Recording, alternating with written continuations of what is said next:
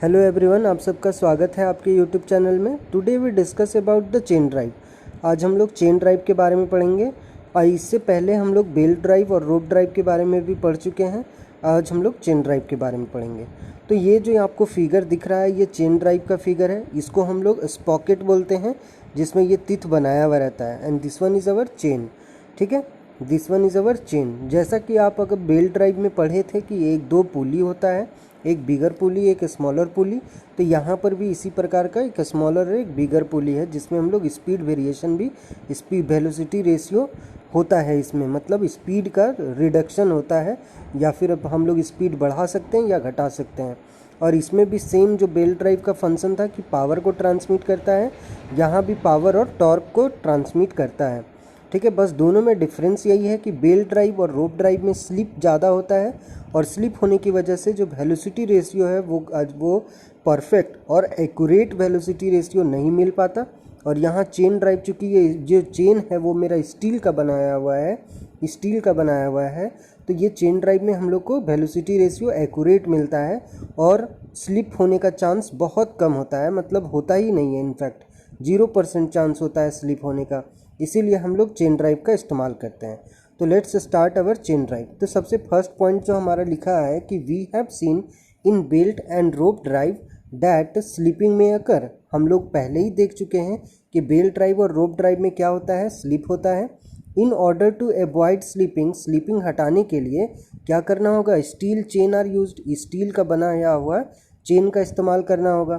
Third point है the chain are made up of rigid link. Chain जो है वो क्या है, रिजिड लिंक से बनाया हुआ है, which are hinged together in order to provide the necessary flexibility for warping around the driving and driven pulley।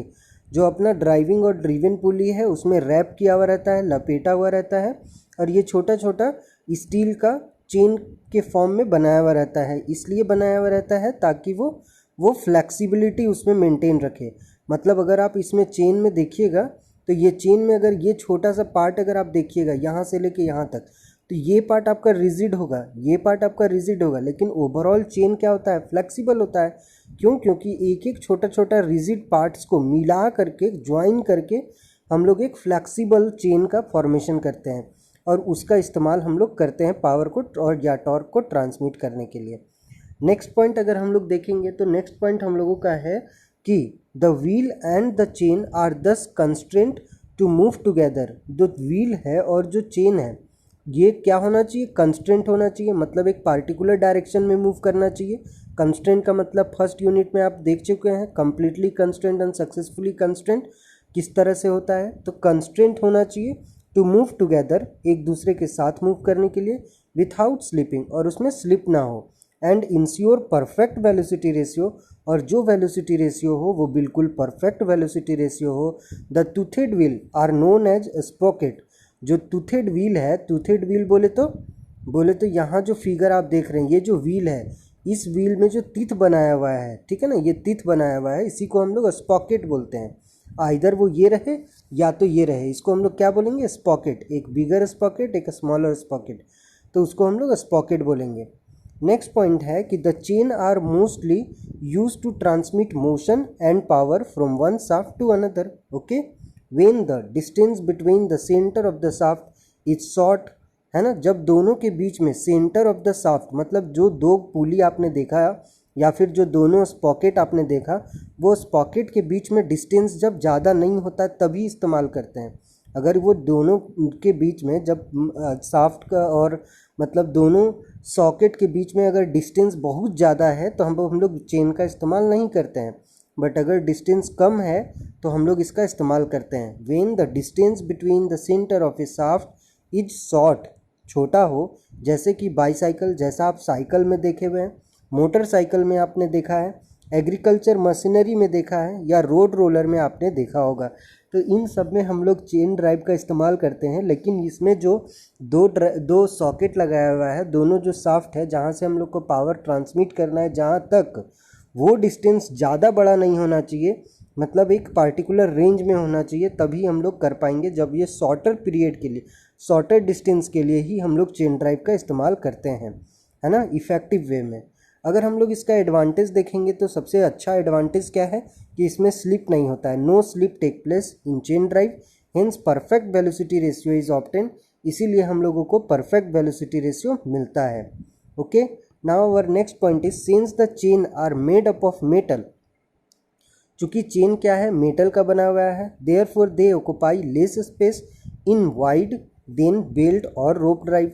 चूँकि ये लोहे का बनाया हुआ है, मेटल का बनाया हुआ है, इसीलिए इसका डेंसिटी ज़्यादा होता है, और चूँकि स्लिपिंग होने का चांस कम है तो ये कम जगह छेकता है। ठीक है, इट ऑक्यूपाई लेस स्पेस, ये कम ऑक्यूपाई करता है स्पेस को एज कम्पेयर टू बेल्ट और रोप ड्राइव और बेल्ट ड्राइव के कंपेयर में। अगर हम लोग थर्ड पॉइंट देखेंगे कि the chain drive may be used when the distance between the shaft is less, chain drive का इस्तेमाल तब करेंगे जब डिस्टेंस बिटवीन द शाफ्ट, दोनों शाफ्ट के बीच में जो डिस्टेंस है वो काफ़ी कम होगा तब।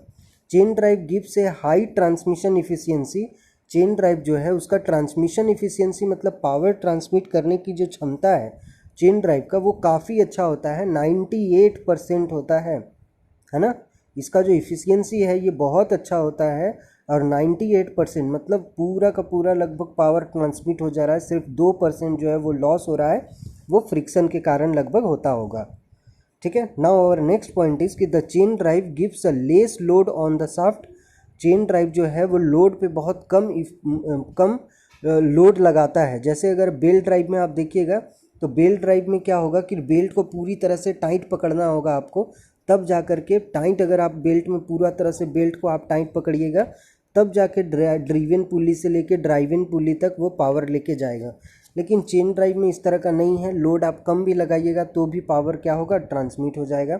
Now our next point is, हमारा नेक्स्ट पॉइंट ये है कि the chain drive has the ability of transmitting motion to several shaft by one chain only, एक चेन की मदद से एक शाफ्ट से ढेर सारे शाफ्ट में भी पावर अगर भेजना हो तो हम लोग चेन ड्राइव से भेज सकते हैं। ठीक है, चेन ड्राइव से भेजा जा सकता है। अगर हम लोग इसका डिसएडवांटेज देखेंगे तो फर्स्ट डिसएडवांटेज ये है कि the production cost of chain is relatively high, chain का फॉर्मेशन जो होता है ये काफ़ी इसमें कॉस्ट ज़्यादा पड़ जाता है as compare to belt drive. The chain drive needs a accurate mounting and careful maintenance, जो चेन ड्राइव है उसमें एक्यूरेट माउंटिंग मतलब एक्यूरेट आपको लगाना होगा। आप अगर चेन ड्राइव छोटा है चेन आपका और पॉकेट ज़्यादा बड़ा है तो भी नहीं लगेगा, आपको बिल्कुल एक्यूरेट होना चाहिए। ठीक है, और केयरफुल मेंटेनेंस, और मेंटेनेंस में आपको ध्यान देना होगा, ग्रीसिंग वगैरह करना होगा, लुब्रिकेशन करना होगा। ठीक है, तो इन सब चीज़ों का ध्यान रखना होगा आपको। Now our next point is कि the chain drive has the velocity fluctuation, जो चेन ड्राइव है उसमें वेलोसिटी फ्लक्चुएशन होता है, स्पेशली व्हेन अनडली स्ट्रेस्ड। इसका मतलब है कि जब हम लोग अनयूनिफॉर्म, इसका मतलब है अनयूनिफॉर्म, यूनिफॉर्म होता है जिसमें हम लोग एकदम यूनिफॉर्मली अगर कुछ किया जाए तो यूनिफॉर्म कहलाएगा, और नॉन यूनिफॉर्म को ये स्ट्रेस्ड कहलाएगा कि वो खींचा गया है। जब चेन खींचा जाएगा या ज़्यादा उसमें अगर हम लोग वर्क डन उससे काम करवा लेंगे वो चेन से, तो चेन का साइज़ क्या होगा, अनइवन, कहीं कहीं खींच जाएगा। जब कहीं कहीं चेन खींच जाएगा तो उस टाइम में जो वेलोसिटी रेशियो होगा वो फ्लक्चुएट करेगा, हम लोग को एक एक्यूरेट वेलोसिटी रेशियो नहीं मिल पाएगा। ठीक है, लेकिन ये हर समय नहीं होगा, ये तभी होगा जब आपका अनयूनिफॉर्म स्ट्रेस्ड होगा तब। नेक्स्ट पॉइंट है कि इट रिक्वायर्ड लुब्रिकेशन, इसमें हम लोग लुब्रिकेशन का ज़रूरत होता है। अगर हम लोग लुब्रिकेशन नहीं देंगे तो हीट ज़्यादा होगा चेन, और चेन हीट ज़्यादा होगा और उसका लाइफ कमज़ोर हो जाएगा, तो हम लोग को ग्रीसिंग और लुब्रिकेशन करना होगा। अब हम लोग को ये जो लुब्रिकेशन वाला पार्ट है इसको समझना होगा कि आखिर ये लुब्रिकेशन होता कैसे है, इन सब के बारे में जानेंगे। लेकिन उससे पहले हम लोग का एक चेन क्लासिफिकेशन फैक्टर है कि चेन को किन किन फैक्टर पे को ध्यान में रखते हुए हम लोग सिलेक्शन करते हैं। मान लीजिए आप चेन खरीदने जाइएगा तो क्या देख करके चेन लीजिएगा, आपको कुछ तो क्राइटेरिया पता होना चाहिए कि आप क्या देखते हैं। ठीक है, तो you must consider the following condition, आपको कुछ कुछ कंडीशन मानना होगा जब आप चेन ड्राइव खरीदने जाएंगे। तो first one, types of application, कि आप इस चेन का यूज़ कहाँ करने वाले हैं इस पर डिपेंड करेगा। आप अगर साइकिल में यूज़ करने वाले हैं तो उसका मोटाई कम होगा, बाइक में यूज़ कीजिएगा तो मोटाई ज़्यादा होगा। तो वो डिपेंड करेगा कि आप यूज़ कहाँ करने हैं, हाई पावर ट्रांसमिशन की लो पावर ट्रांसमिशन, इन सब चीज़ों पे डिपेंड करेगा। Second one is soak load. Soak load का मतलब है कि आपको कितना पावर ट्रांसमिट करना है। मतलब आपको अगर बाइक में अगर सिंगल आदमी बैठ करके ही हमेशा चलना है तो उसके लिए अलग चेन हो सकता है। अगर आपको पूरा बाइक में 4 लोगों को बिठा के लेके जाना है तो उसके लिए अगर लॉन्ग लाइफ चाहिए तो चेन को मोटा करना होगा। तो ये शॉक लोड कि आपने कितना लोड को लगाया है उस पर डिपेंड करेगा, या कितना आप चाहते हैं लगाना, उस हिसाब से ये आपको शॉक लोड चेंज करना होगा। थर्ड पॉइंट की सोर्स ऑफ पावर आपको कहाँ से मिल रहा है। सोर्स ऑफ पावर क्या क्या है, मोटर टाइप है, या तो आप पावर कहाँ से लेंगे, मोटर से लेंगे चेन को चलाने के लिए। रिलेटेड पावर है ना, rated power kilowatt. Rated power क्या होता है, electric power. Rated power is nothing but electric power. Moment of inertia है। Rated torque at driven speed. Rotated torque है at driven speed. Starting torque है और stopping torque है। तो इन सब चीज़ों पर भी डिपेंड करेगा कि कब हम लोग किस तरीके का चेन ड्राइव यूज़ करने वाले हैं। नेक्स्ट पॉइंट है कि driven sprocket RPM and shaft diameter. ठीक है, driven sprocket RPM and shaft diameter है।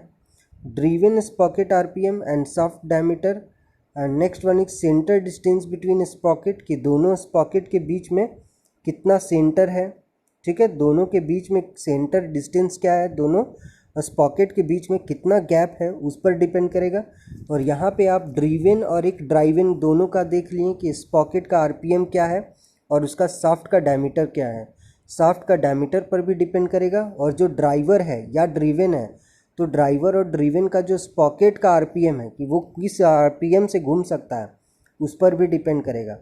नेक्स्ट पॉइंट है कि नोज कंस्ट्रेंट, कि नॉइज़ कितना ज़्यादा क्रिएट करेगा।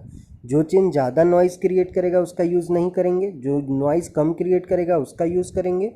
Next one is lubrication possible और नॉट, कि हम लोग चेन तो बना लिए लेकिन चेन का यूज़ कहाँ कर रहे हैं उस हिसाब से उसमें लुब्रिकेशन करेंगे। जैसे कि आपको अगर कुछ अच्छा काम में करना है, इसका इस्तेमाल करना है आपको, ठीक है ना, तो आप क्या कीजिएगा कि आपको कोई इलेक्ट्रिक इक्विपमेंट के सामने उसमें किसी भी तरीके का पानी वगैरह आए नहीं, बिल्कुल नहीं चाहिएगा। तो पानी ना आए तो हम लोग को क्या होगा कि लुब्रिकेशन पॉसिबल नहीं है। तो आप कहाँ पे यूज़ कर रहे हैं इस पर डिपेंड करेगा कि उसमें लुब्रिकेशन पॉसिबल है या नहीं है। ठीक है, तो ये 8 पॉइंट ऐसा हो गया। इसके बाद हम लोग देखेंगे मेथड ऑफ लुब्रिकेशन, कि कौन कौन सा मेथड है जिससे हम लोग लुब्रिकेशन कर सकते हैं। तो first one is the following are the main method of lubrication. ये जो है मेन मेथड ऑफ लुब्रिकेशन का, first one is manual lubrication, gravity and feed lubrication, forced lubrication and splash method of lubrication.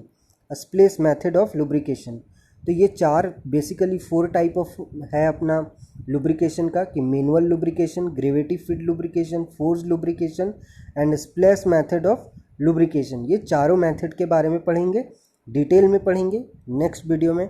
आज के लिए इतना ही। Thanks for the listening as always. God bless you all. Stay at home, keep learning. Thank you.